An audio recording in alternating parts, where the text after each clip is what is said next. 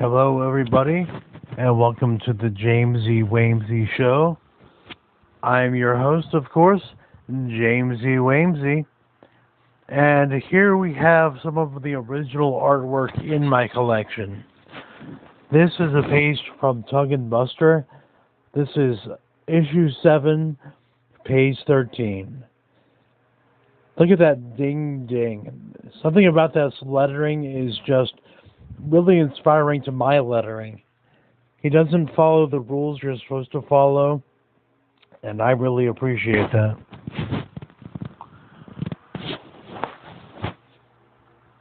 Yeah, some of these backgrounds are really cool. I like the way he does the blacks, the spotted blacks on the boobies, and in the background in panel 3, and the house on panel 1. It's really good stuff. Oh, now this is a page from Sam Tassanis. This was page 21, I believe, of issue 2 of the Adventures of Philip K. Now, I'm going to show you the actual comic book that this page comes from, and you'll see why I prefer the black and white version that you see here to the version that we're going to see in the book when we look at it later. This is really cool. I really like the way he designed the main character and shaped his head. His whole process, Sam's whole process, is really cool, and I really appreciate a lot of his artwork. I wish he did more. I think number 2 was the last issue we've had so far. But we're going to ask him why eventually, because that's just too good.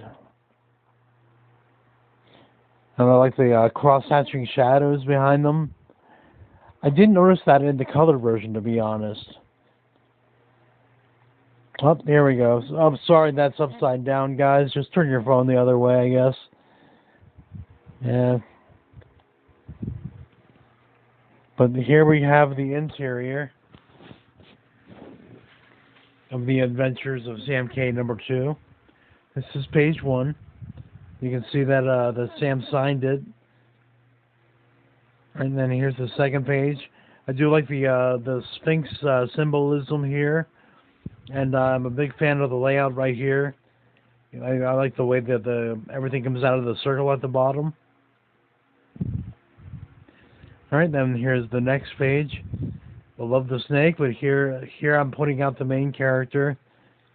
Remember what I said about liking his head, and I like the next page where they have the blue snake and all the weird designs behind him. Just the sugar packets and all the little diner stuff. Kind of some reality mixed in there. Then here we have, well, there's my favorite. You know how I love my cactuses. Yeah, Sam actually has a cactus character and a balloon character. That's quite the coincidence. I know for a fact he did not rip me off. He's had these ideas for like a decade. And those characters are very minor characters. And yeah, it's just a fun coincidence. I like the wig on the snake, by the way. That's pretty funny.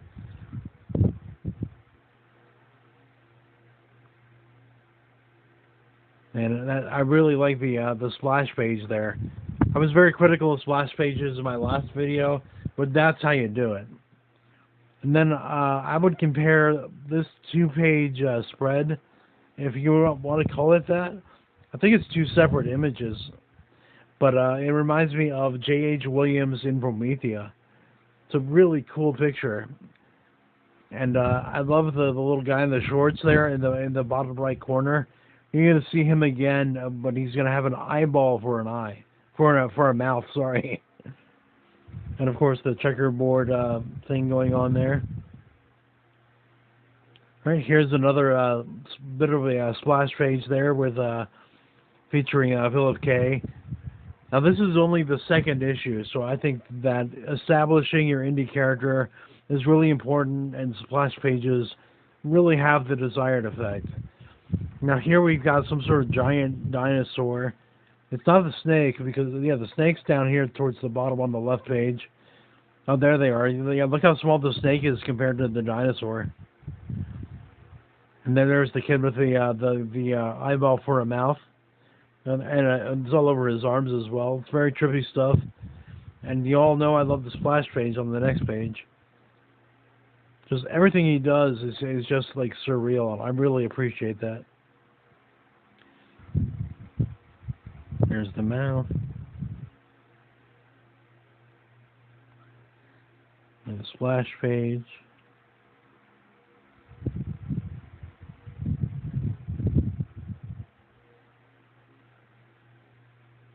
Alright, and here we go. When I turned this page, I remember thinking that it reminded me a lot of Shaolin Cowboy by Jeff Darrow. Not in the details or anything, but in the layouts and the fact that there's giant creatures like that interacting with I wouldn't say everyday people because nobody has a head like Philip K. But it is very cool. 2 pages there. Notice no ads like in the Civil War stuff that I showed off before. There you go. That's the page that I purchased, but it's colored. So you see, now I'm seeing the shadows behind them, but I didn't notice that before. But I think a lot of that was accomplished with the colors.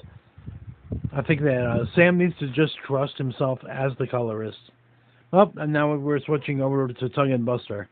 This is just random. This is in the trade. And you also see the lid of that Superman box there, holding the books open. It's kind of hard to show these off for me with one hand. But yeah, I love the spotted blacks there. It's really good stuff. I love his sound effects. Like look at that ring. It's kind of small, but it it has the effect. And that switchblade panel. Fatigue.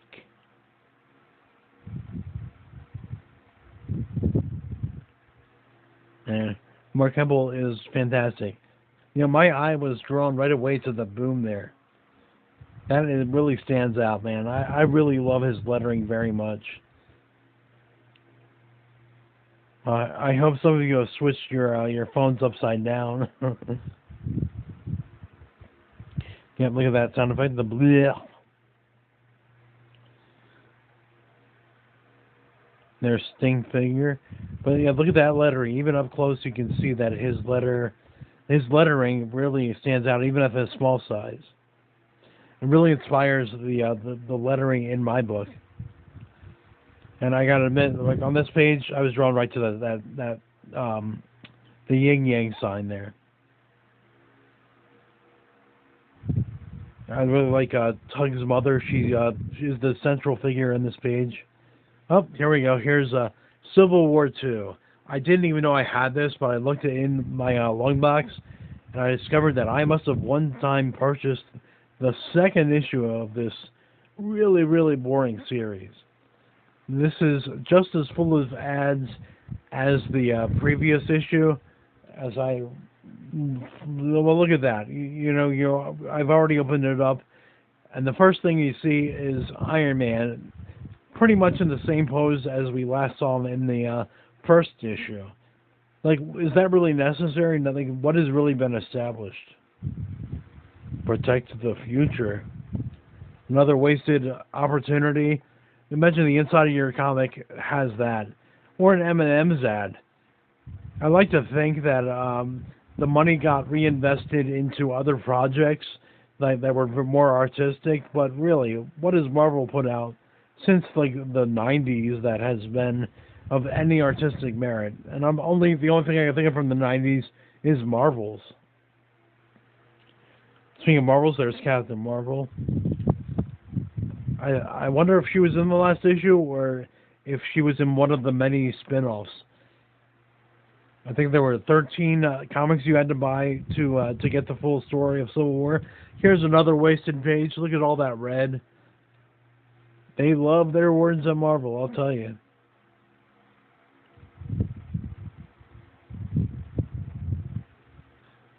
Man, that is really, really boring.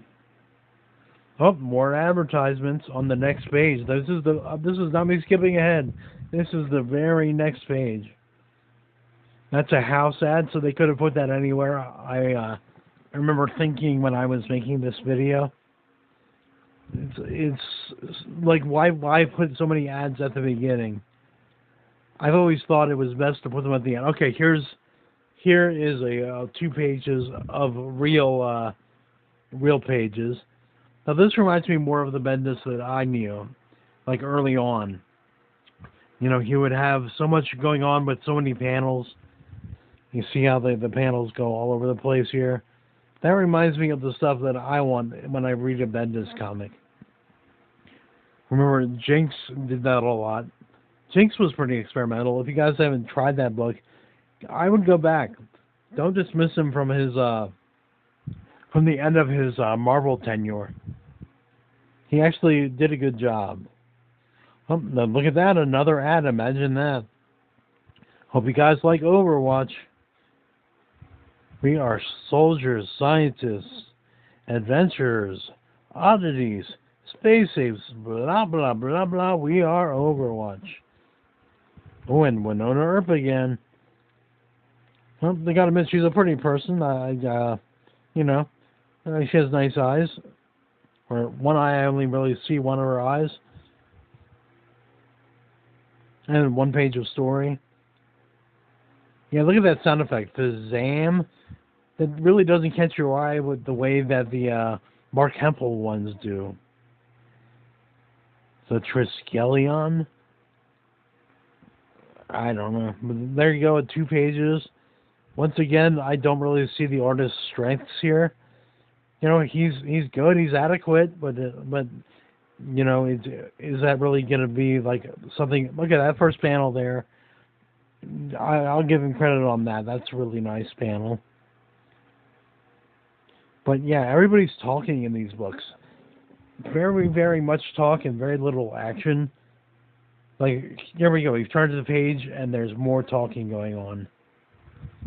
And another page that's turned and more talking. Iron Man's even on this page. He's not doing anything. Man, this is bad. It's pretty wordy. That's a Bendis trademark. Oh, another ad, this time for MasterCard. And more talk and no action. I think he does a Hulk page pretty soon. That looks really cool. Oh, you can look at that. There it is. But it turns out when you turn the page, this is actually just an illusion in everybody's mind. They're still just talking. Yeah, this is like a snooze fest. But that panel was really well executed. I think that's Bruce Banner, but that's just my guess. I haven't read more than this 1 page. They don't call him Bruce. If that is Bruce, maybe the people that still read the comic recognize him. Oh, did you notice that there was 2 ads in the last page and this page? And your comic is pretty much over. That is pretty pathetic. To be continued. There we go. We've got 7, 8, 9, 10, 11, 12, 13, 14 comics you have to buy to follow the whole story. Like that is such a cash grab. It's pathetic.